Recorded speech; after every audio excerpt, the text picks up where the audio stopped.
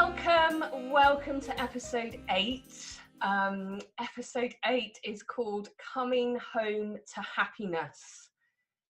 And I'm joined by my very special guests, Adrian and Cerri Wynter. Now, together they have built and they run the most exquisite retreat centre just outside of Orgiva in the Sierra Nevada mountains of southern Spain. Now, the place is called the House of Light, and it truly is. It's an absolutely beautiful, beautiful place, and it's dedicated to personal growth and self-enquiry. Now, I've had the privilege of being there, and I have to say, it's one of the, you go to one of those, it's a really special place. It's a really pokey bit of land. That land holds you and supports you. There's like this warmth that surrounds you. And Cerri and Adrian, they just nourish you. They nourish you on every single level. It really is like coming home. It just feels so special, and like you've always been there, like it's family.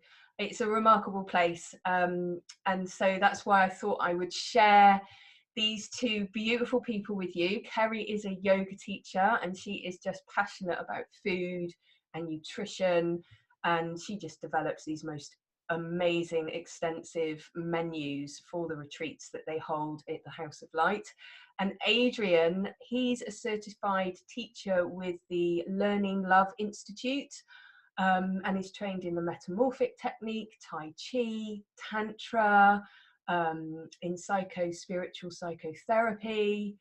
They're very, very experienced, beautiful souls, and they're a really exciting couple to have on our show today. So without further ado, I'm going to bring them on. Right, here they are. That's amazing. Hello. Hi, Trish. Hi, it's lovely. Let's see if we can put you side by side. Hang on a minute. No, this is what we want. We're just, there you go. Side by side view. That's lovely. So thank you so much for joining us today. So let's just dive straight in, basically. Do you want to tell us a little bit about yourselves? Any kind of aha moments that led you to creating this amazing sanctuary for people to come and find themselves, as it were? Yeah? Yeah, sure. Hi Trish, thanks so much for having us. It's great to be here. Yeah, so my name's Cerri, and I'm co-founder of House of Light, just near Granada in South Spain, and I've been practicing yoga for about 16 years and teaching it for about 6, which is one of my passions, and the other passion being food, feeding people, nurturing people. So yeah, it's a bit of a dream come true to have built this retreat centre where I can combine those two loves. And yeah, I'll hand over to Adrian. Yeah. Thank you, Cerri. I have to say, her food is absolutely the best ever. Not just like nutritious, but beautiful. Yeah. Hi, Adrian.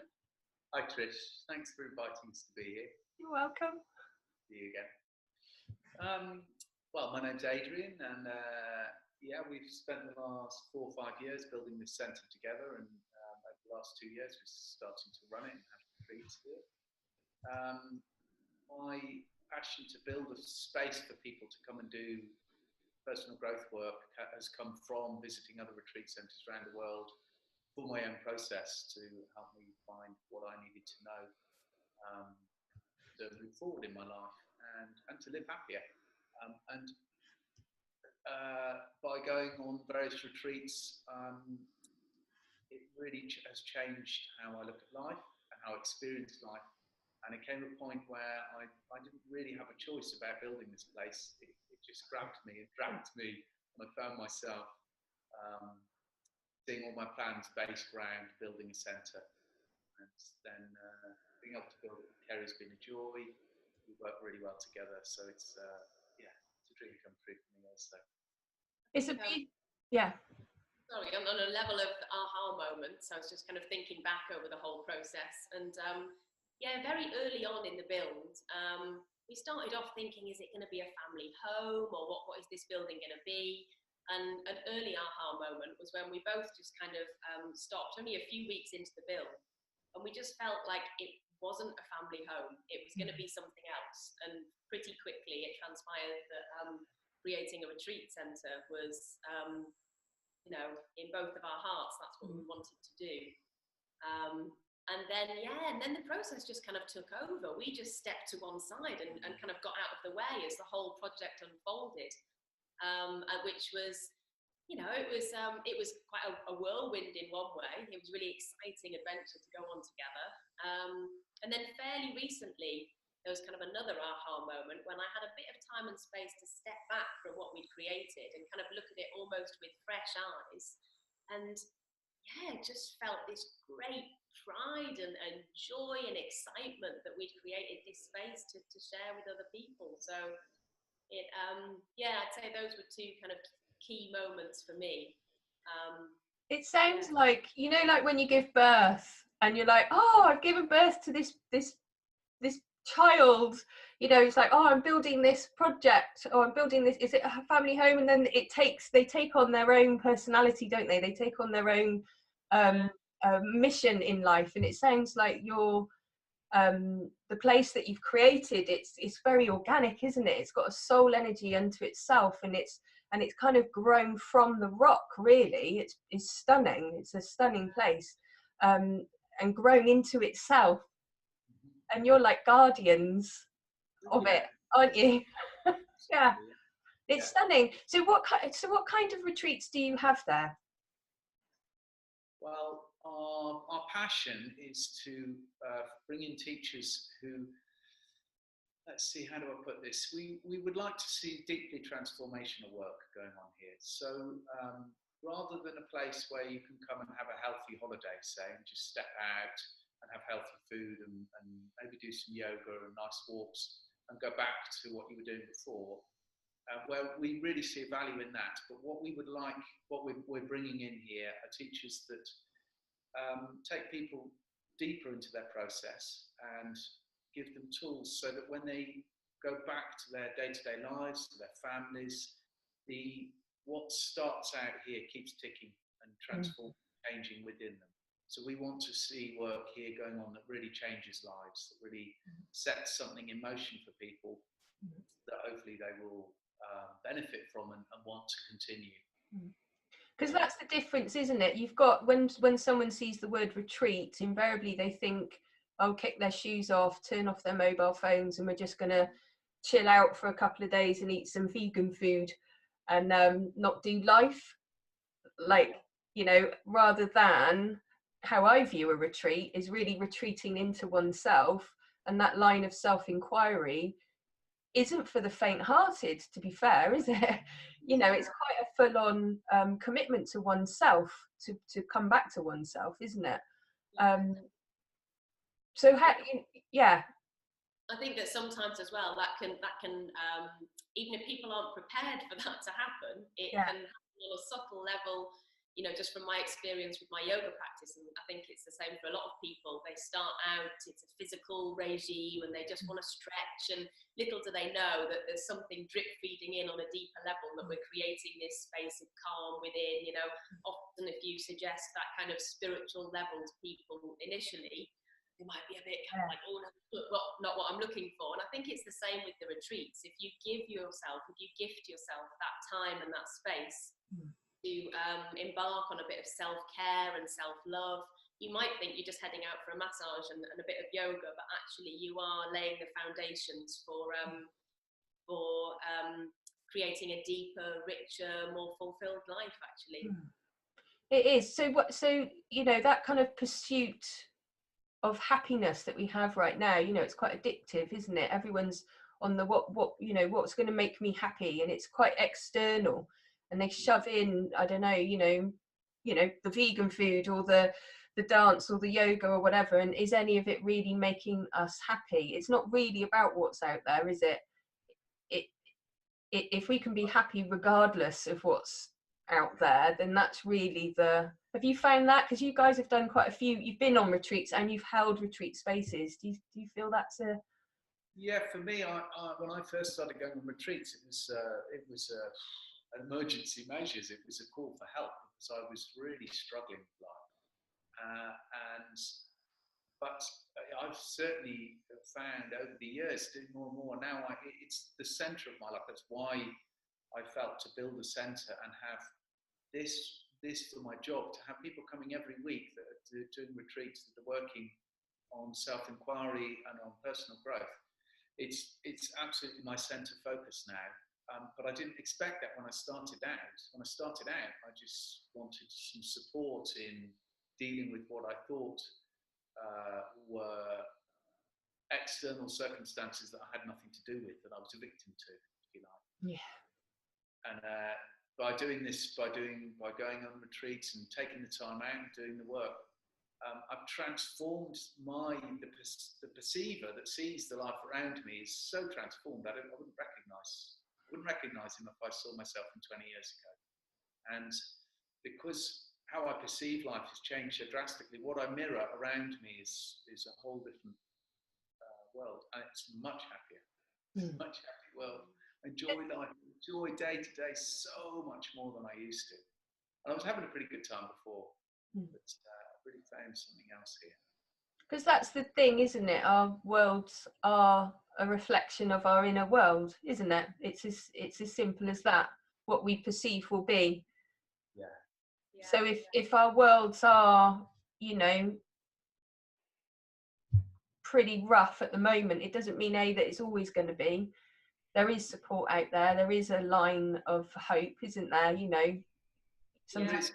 And to I think I felt like, I think many people do, I felt like a ball in a pinball machine, bouncing around and each time I bounced off something, it was a reaction. And I was reacting more or less to my upbringing, to my conditioning, to I thought my reality was. And taking time out to go on retreat, where you really take time, the pressure off from your external life circumstances, with good teachers to help you come inside and see what that box is for you. What is the box that I've grown up in? By shining a light on that and observing it and understanding more about it. It's not so much a rational thing. It's about observing for me. And when you observe it and shine a light on it, it transforms. And then you find the space around it, and then you have the freedom to respond. So I feel so much more like I respond to life now. Before, I was enjoying myself, but I was reacting to life. I didn't have a choice. Now I have the choice to respond. And that brings a lot of happiness with it. So that response, go. A very clear example for me in my life, which is, I'd had my yoga practice that was well established, and that definitely gave me a little escape pod, an internal escape pod where I could go and find peace and quiet as and when I wanted. But there were still parts of my life that were slightly chaotic. And one clear example is that when we got together, apart from my yoga practice, I hadn't actually experienced much kind of the more deep self-enquiry work. And we started embarking on that together. We started going to workshops, and I was resistant, to say the least, to begin with. It was quite terrifying. I was about to step out of my box, step out of my safety bubble and my comfort zone and do something different. And so it was challenging at times, but very early on in our relationship, we started down this route of transparency and honesty. And I guess that's why, after a string of kind of unsuccessful relationships, I'm now in what I feel is a really solid and healthy and loving relationship 7 years later with 2 children. And we're still on this exciting journey together, because from my perspective, I've kind of dared to question and try and break old habits.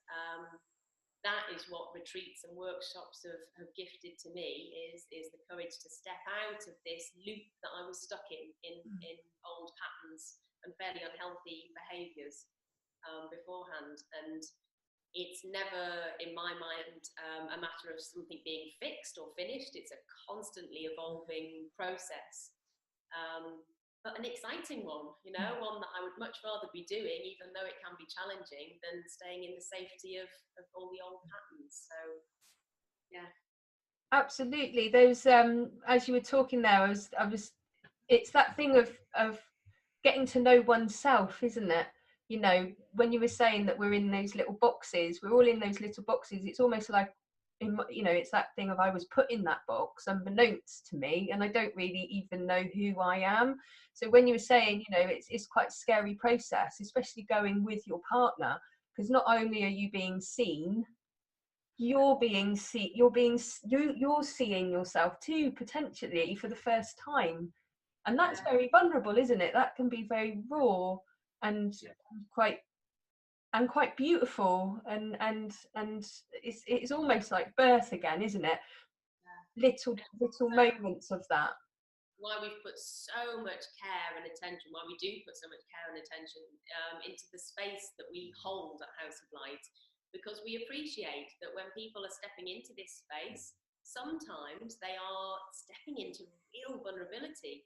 And so we try and create an environment that allows them to embark on that journey and step into that vulnerability, but feeling on so many other levels safe and held and looked after, and that they are in a space where it's okay to let go or break down or whatever they need to do. You know, the physical environment and what they're being fed and nurtured with is all there in place to support them on that journey. It's really, really important, isn't it? Because you have so many retreats now, haven't you, bombarding us, whether it's through social media or magazines, or, I mean, it's like when you're looking through, it's like, well, who do I go to? And we go to our GP, and it's a random person, you know, but if we're having a massage, I don't know about you, but I'm like, this is my body, this is my back. If I'm thinking about my mental health, and I'm going to access someone that's going to help with my mind or my emotions, it's like, this is really important. And it's that thing, isn't it, of coming the week for the chaff and finding who are the professionals, who are the ones that can actually hold this space in the way that I need, and also be there. It's not just like, the thing is, you know, it's an ongoing process, isn't it? So with you guys, I'd come back to you time and time and time again, because I know that that's home. I know that's where I can access me. And so for me, I suppose it would be lots of word of mouth, that people would know of you guys, would be your main kind of. And it's quite emotional, isn't it? I've gone all emotional, because it's an important thing. You find ourselves on. Yeah. Is selecting teachers, you know, that we want to teach here. A lot of teachers we've actually sought out and personally invited, and other ones that contact us, we have a real keen interest in what they teach. We like to really connect with them first, make sure that what they teach resonates with us and with the vision and values of House of Light. You know, it's very important to us on lots of levels that all the teachers have real integrity, and they're coming from a true place of love. It's like collaboration, isn't it? It's a real collaborative, held. I feel it's part of our responsibility in holding a space is who we invite in to teach. It's just part of when the practical level of really holding the space when participants are here and taking part is there, but also in really checking out for ourselves whether we believe in people coming to teach, whether we feel passionate about what they teach and how they teach it. And we basically live on the doorstep as well. So what we wanted to create is not only to share with other people, but it's to energetically surround our family with such amazing energy. So that's also really important to us, who comes through our space. Your family's there. Yeah, absolutely. Yeah. But what an amazing gift, though, to have all of those people, all of those minds, and that insight and that wisdom and that knowledge coming through and staying and being connected. It's like the family's growing, isn't it? And it means that week after week, as people come, the people that come here are taking time out from their usual work, their usual lives. They're taking time out to come and do some awakening, do some conscious work. And so they are my reminder. Week after week, they remind me this is what's important. I mean, I imagine there's people coming from all sorts of walks of life for all sorts of reasons. You know, there's every single kind of reason. What do they ultimately gain from coming to your place, coming to one of your retreats? As you say, the spectrum of content is quite vast, actually. As I said, as long as we connect with the teacher and we resonate with what they teach, then we invite them in. But it's all based in self-enquiry. But one thing I have noticed is I'm often in the kitchen cooking, and so you see the groups coming in, and I see how they arrive, and there's often this air of anxiety, and they're carrying in with them any stresses or any tensions or any worries from the outside world. And then you see this beautiful process, even though the actual courses might be very different in themselves.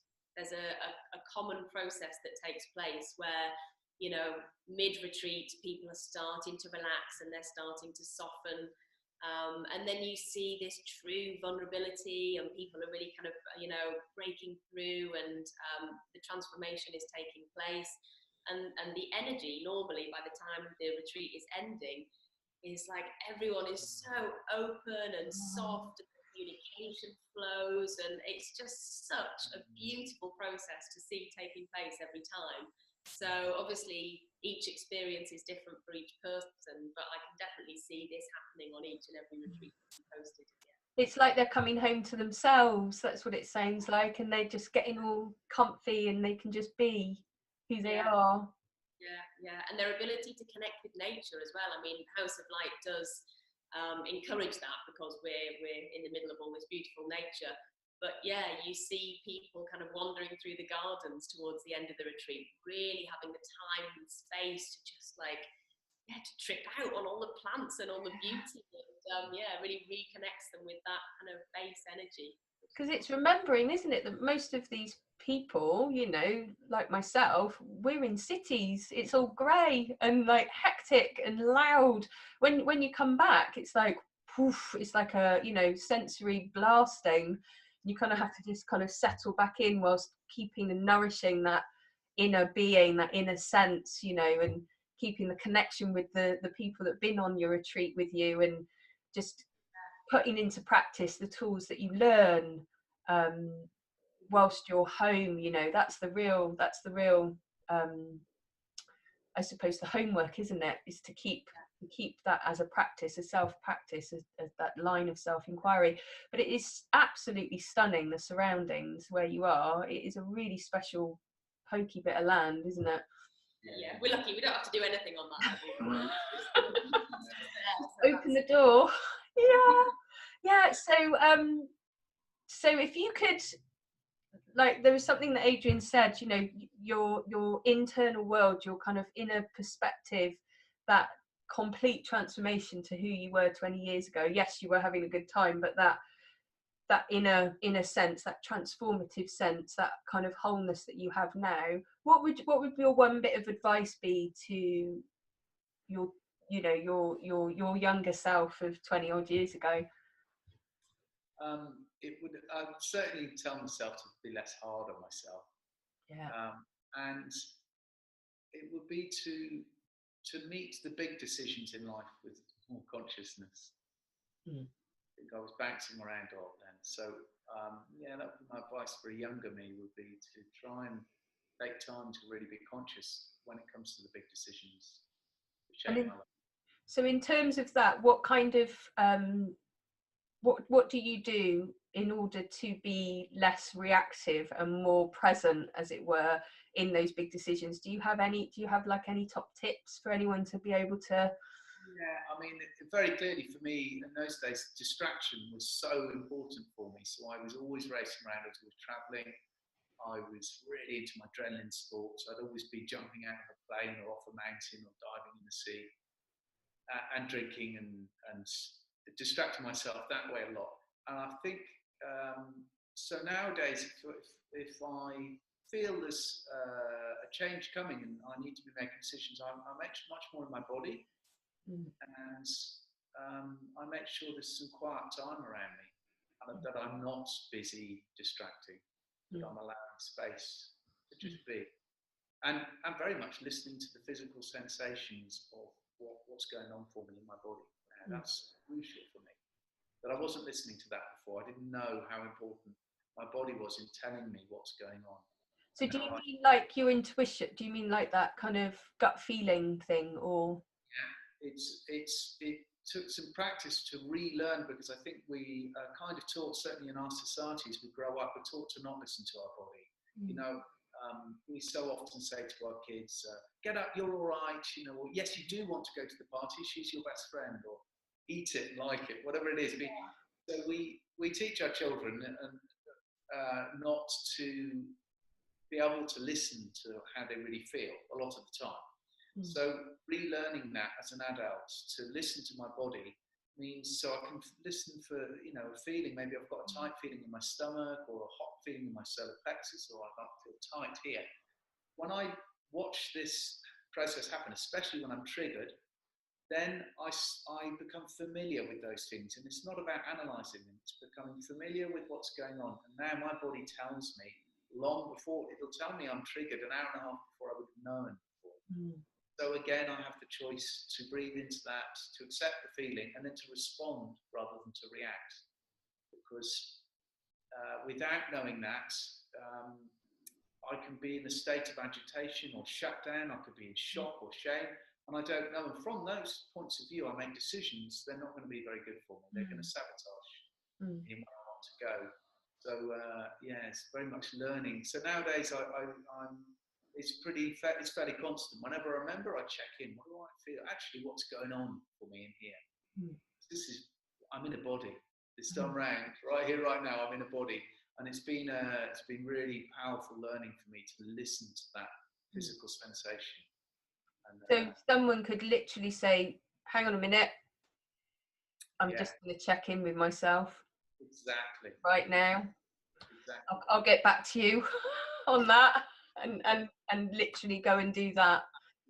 Absolutely. I did for a while. I used to practice, if it was at all possible, if things got challenging in my life, or a situation happened and I was triggered, I would need to go and do just that. And I don't need to now. Now I can do it in a blink of an eye. It's inside, nobody will notice. But I did actually practice for a while. I'd go and take the time to breathe in and be with whatever the feeling is, in acceptance and love and compassion, with no judgment, which is the difficult thing. Yeah. Because some feelings we find inside ourselves, we judge them straight away. We might feel like, oh, I don't want to feel like this again. Or I'm frustrated, or I mustn't be angry. These judgments push that feeling away, and the feeling goes and hides, and that's fine, but we still don't know about it. We're not familiar with it. And it will just come back, won't it? Back, and it comes back in ways that sabotage our lives, or create a blockage between intimacy with us and our loved ones, or our children, or it blocks us in our free communication with the people we work with, say. So allowing these feelings to come and becoming familiar with them, which means meeting them with non-judgment and acceptance. This has been crucial for me, and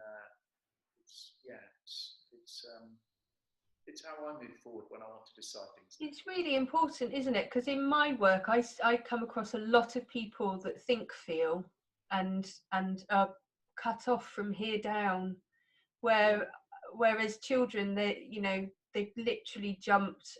It's so big that they can't be in it. They can't be in the bodies, and so they don't even know. They think, their language tells me that they think feeling, and just in terms of, rather than I feel like, oh, I think I'm, they're up in their heads. And so just practicing that one thing that you've just said there is an art, and it doesn't come easy, but if you commit to just that one practice, it does become easier and easier and easier, and then you can start kind of taking up space back inside your own body, and it's not so scary, is it? Yeah. Which is why I feel, the more physical practices of yoga and combined with other kind of speaking therapies or sharing circles is so powerful, because it's reconnecting us to our physical form first, so we can actually feel what we feel, and then having the tools to be able to express that in a more genuine way. Yeah, so it's really like it's taking that. I was having a conversation with a yoga teacher yesterday, and yoga has where it's going. It's like, again, the same thing about retreats. This is probably why I really wanted to do this show today, was to disentangle retreat from, oh, it's a treat, and it's a a high-end package that we're kind of ticking off our bucket list, that we've gone here and we've had some vegan food for 5 days and we've unplugged from the internet. I wanted to bring that back, and I wanted to bring in the So I see it for me, yeah. and I want the sorts of retreats here where it is work, and where people quite often, I've been on retreats where halfway through the retreat they're thinking, "Ooh, this is not a holiday." Not a holiday.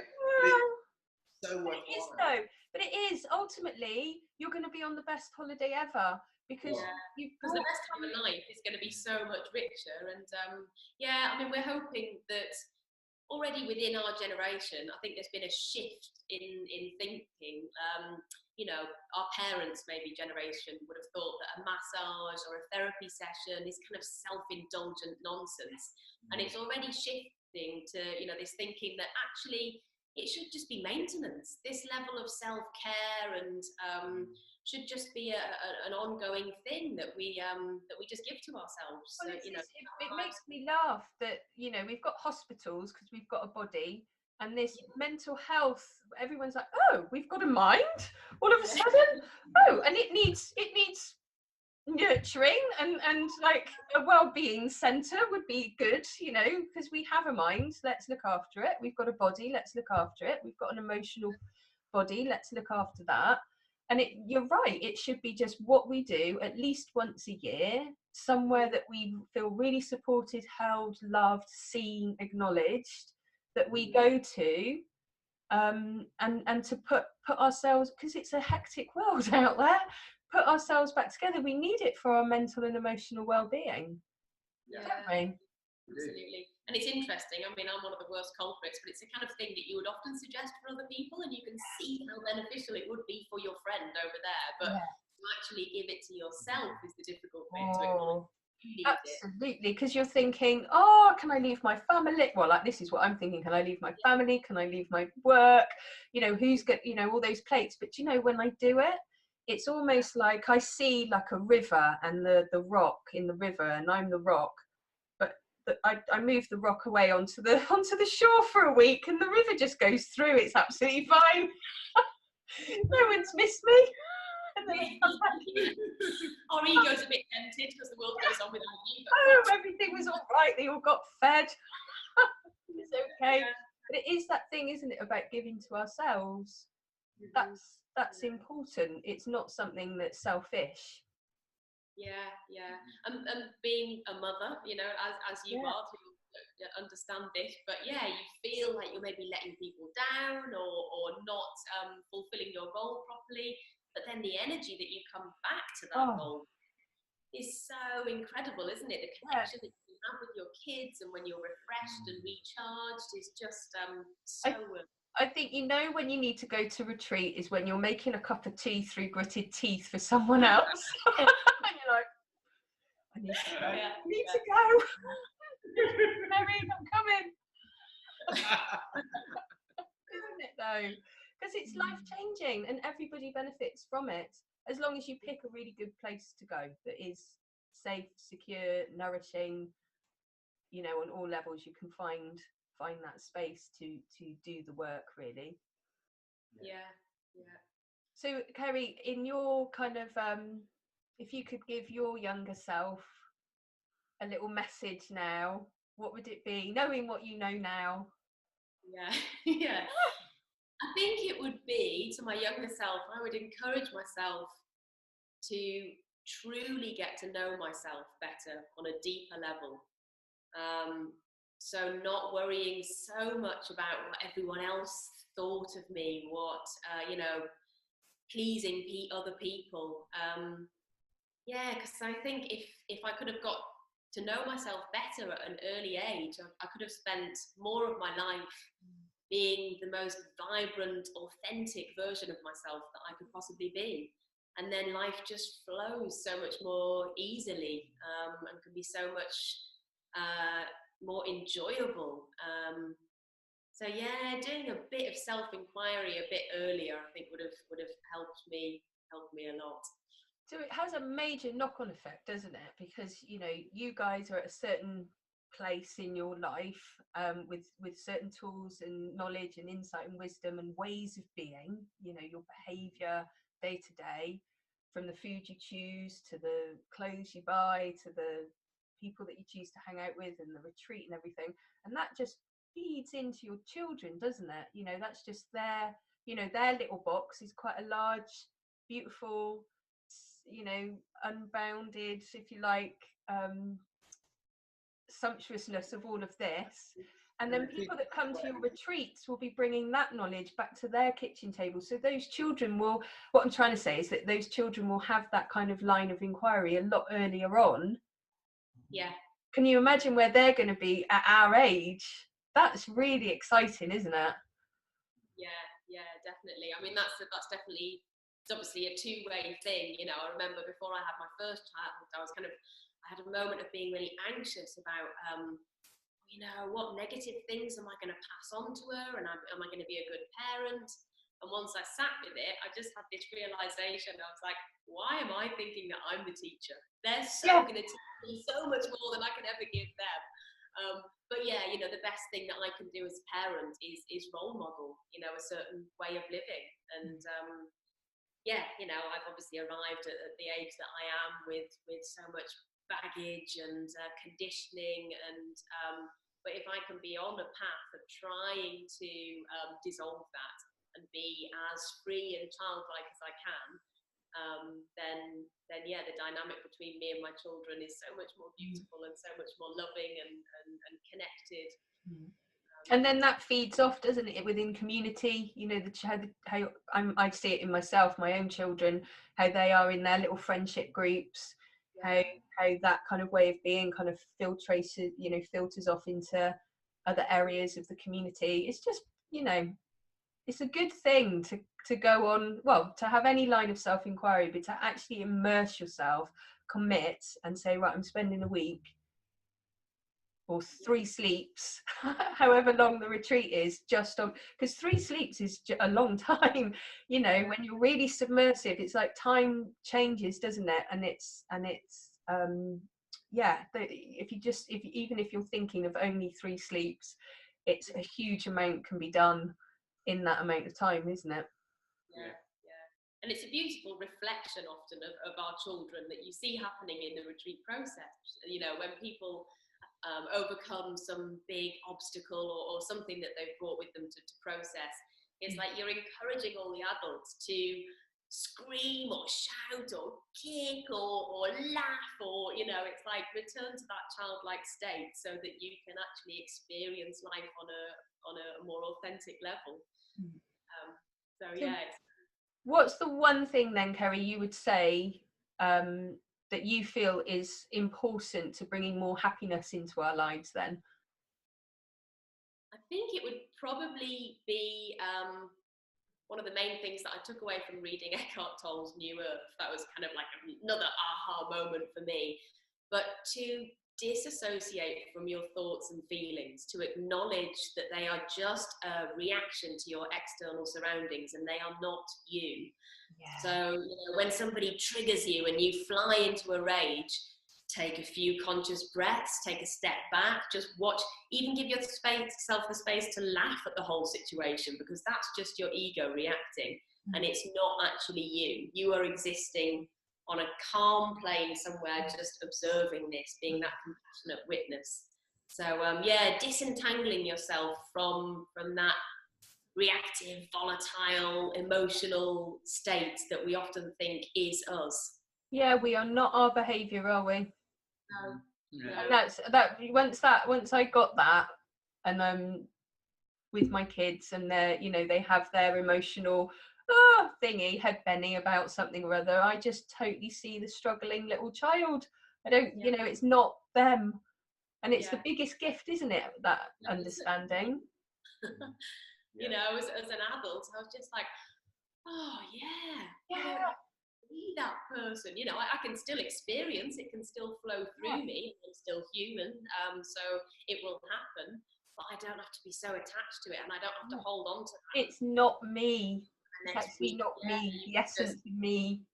Yeah, you can just go and shake or do something to actually get rid of it and just move on. And yeah, that was a real sense of freedom that I got from that. Yeah, me too. Yeah, I got exactly the same. Adrian, what would you say was the most important thing about, bringing happiness into our lives more on a day-to-day basis? It's really what I was talking about earlier. Every time I remember taking a conscious breath in, feeling my body. Of bringing myself back into my body and seeing what's going on, what's here, so that I'm not so obsessed with what's going on in my head. And by taking a conscious breath, I can't think at the same time. So it's a constant train of thought, and I enjoy longer and longer breaks of not thinking, so that I can use my thinking when I need it to solve a problem. But for the rest of the time, just being present. Yeah, breath is really good, isn't it? So they're really juicy top tips. Really good breath. Like I like to do that kind of 7-11 breath, 7 in through my nose and 11 out. That's really nice. Also, I like to change space as well. Space is really fundamental and holds a lot of energy, doesn't it? So space, if I'm being triggered in the moment of where I am in the room, I'll move now out of that space. And invariably, if it's with somebody else, that somebody else will have to move to follow me as well, so we can find a softer space in the room, a softer energetic in the room that kind of allows for more of a connection. I quite like doing that. One of the joys of running this place is we've created the spaces over years, the different rooms, the different meeting halls, the places to eat, places to hang out, hammocks to be in. But each of those spaces can be tweaked and changed, or when I'm setting a room up for a particular workshop or a ceremony and I'm setting the seats out, I really enjoy this. I really love going into the space and maybe clearing it with sound or smudging it and clearing what's been there before, what work's been done, what energy's been offloaded, and then creating the space for the next work to happen there. And I love this, as you say, space is really important, and I love moving through the different areas at House of Light and seeing how they feel and what needs clearing, and then the preparation before people come in. Really gives me. I love doing that too, and it's really interesting. The same space can be prepared in so many different ways if you just follow that inner sat nav. It can also look different as well. I remember when we reached that point of like, we've finished, the bricks and mortar and the decoration, it was all kind of ready, and we had our first few groups come through, and after they'd left, I walked through the building again, and it had changed. Obviously it's just my perception, but the energy that had flowed through the place, the actual rooms looked and felt different. It was so fascinating, and that's been an ongoing process now. As more and more groups come through, it continues to change in my eyes. Transform. I mean, it's a really organic place, isn't it? It's spirit incarnate in bricks and mortar. So I totally get that it would morph and change with every transformative group session, if you like. It's growing itself as well, isn't it? Always felt like, because we decided so early on that it was going to be a retreat centre, and that was the intention that was put into it, and the love and attention to detail that especially on a building level that Adrian put into the bricks and mortar, it was like, that is now going to support, it's going to be felt with every group that comes through.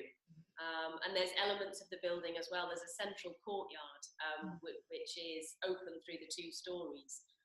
Again, that was a very, very conscious decision that we made within the architecture, that there is a space in the centre of the building that is not used for any activity.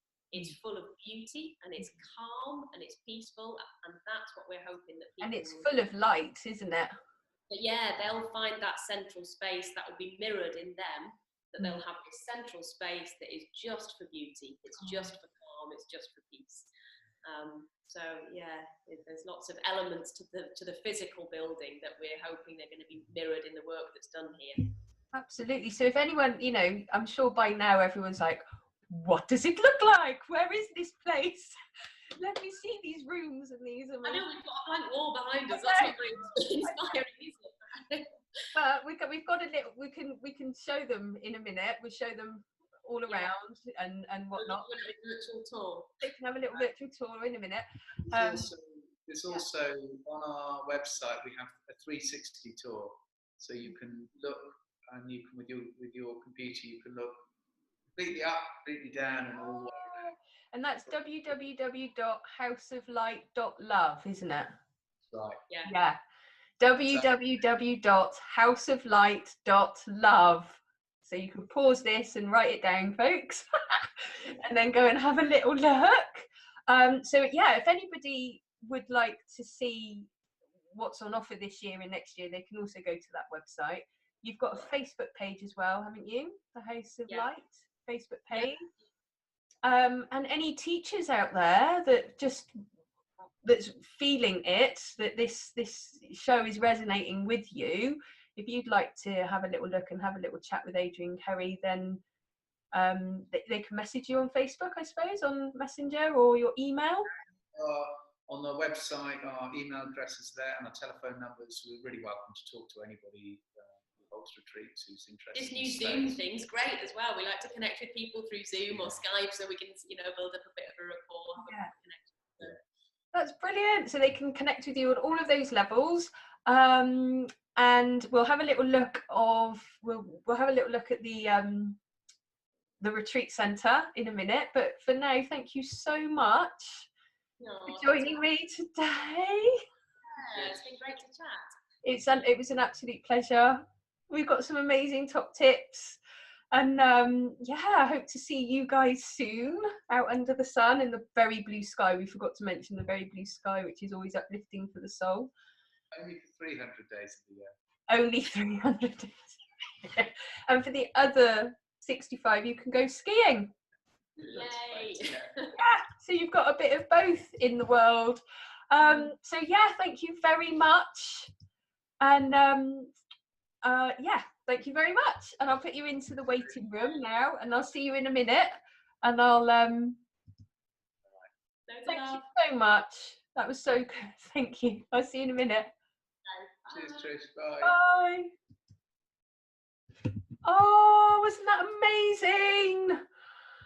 I just that was just beautiful, wasn't it? If you want to go and have a little look to see the 360-degree video, then you can over at www.houseoflight.love. You can find them on Facebook, House of Light Facebook. And so if you want to hold a retreat or workshop, or just to have a little chat about what kind of retreats are on offer, then you can message them on there. It was amazing. I really thoroughly enjoyed that. And so you can have a little look now. We're going to put a short little film of the House of Light on the end of here now, so you can have a little look at that. But in the meantime, thank you ever so much for joining me again on the Happiness Hacking TV show and podcast, and I will see you next week. Bye.